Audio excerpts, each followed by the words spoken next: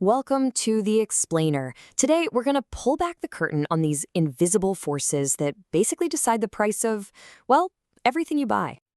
So let's kick things off with a question I bet you've asked yourself. You're standing in line, you look at the menu, and you think, wait, why is this coffee more expensive today? Is it just random? The answer, well, it's way more interesting than you might think. See, that price isn't just some number plucked out of thin air. It's actually the result of this constant, delicate dance between two main characters, the buyers and the sellers. Okay, so let's jump right in and meet the first character in this little drama. This is the one that represents you, me, all of us. Let's talk about demand. So what exactly is demand? Well, on the surface, it's just how much of something people want to buy. But, and this is a key little detail, economists say you have to be both willing and able to buy it. You know, it doesn't count if you want a Ferrari but can't afford one. You have to have the cash to back it up. Now, the cool thing about demand is that it's not totally random. Nope. It follows this super predictable rule called the law of demand. And it all boils down to one simple idea, an inverse relationship.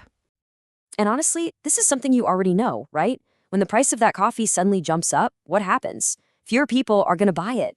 The quantity that people are demanding, it goes down.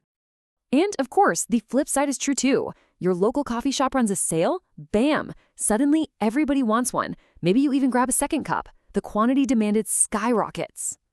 So why does this happen? Well, it's basically for two big reasons. First, you've got what's called the substitution effect. If that latte gets too pricey, you might just say, you know what? I'll make tea at home. You find a substitute. Then there's the income effect. When prices drop, your money suddenly has more power. You kind of feel richer, so you can afford to buy more stuff. Okay, so that's one side of the story. But what about the people selling the coffee? Let's bring in our second main character, the seller, or as economists call it, supply. Supply is, you guessed it, the other side of that coin. It's all about how much stuff producers are willing and able to sell. We're talking about everyone from the farmer growing the beans to the cafe pouring your cup.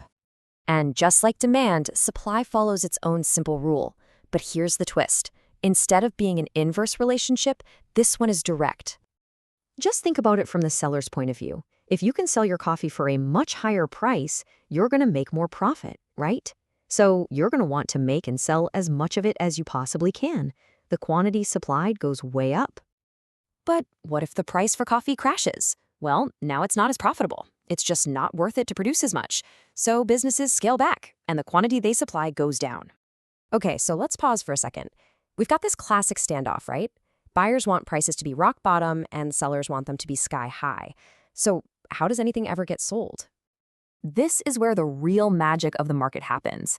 These two opposing forces, they meet in the middle at this perfect spot called equilibrium. It's that one magic price where the amount buyers want to buy is exactly the same as the amount sellers want to sell. It's balanced. But what happens if the price isn't at that sweet spot? Well, if the price is too high, sellers are left with a bunch of extra stuff they can't sell. That's a surplus. And if the price is too low, you get a shortage. You know that feeling when you get to the store and the shelves are empty? Yeah, that. Both of these situations create pressure that naturally pushes the price right back toward that perfect balance point. So price is obviously a huge deal, but it's not the only thing that matters. Up until now, we've been talking about what happens when just the price tag changes. But sometimes the whole game changes. So what's the difference? How can you tell if what you're seeing is just a little price tweak versus a total game changer? Like, what if a new study comes out saying coffee is super healthy and suddenly everyone wants it? This is a really important distinction. A simple change in price just causes a movement along the existing demand or supply curve. But when something else changes, something that's not the price, like a new trend or a change in technology, the entire curve actually shifts. That's a fundamental change in the market. It's a whole new ballgame. Okay, so we get the mechanics now, but how much does all this really affect your wallet day to day? To answer that, we need to talk about one last crucial idea, and that's elasticity. Elasticity. It sounds complicated, but it's not. It's just a measure of how sensitive you are to a price change. When the price of something goes up, do you totally freak out and stop buying it? Or do you just kind of shrug and pay the extra? That's elasticity. Here's a super simple way to think about it. The demand for a fancy sports car is what we'd call elastic. If the price jumps, people will just not buy it.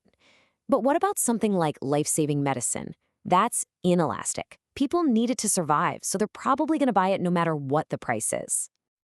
And that, right there, is the real power of understanding all this. When you get how demand and supply work, you can suddenly see how big global events, like a drought in another country or a new trend on social media, directly connect to the prices you pay every single day. It's like seeing the hidden wiring of the world. So from now on, when you see a price change, you're not just going to see a different number. You're going to see that invisible dance happening between buyers and sellers. And that leaves us with one final thought. Now that you know the rules of the game, what forces will you start spotting out in the wild?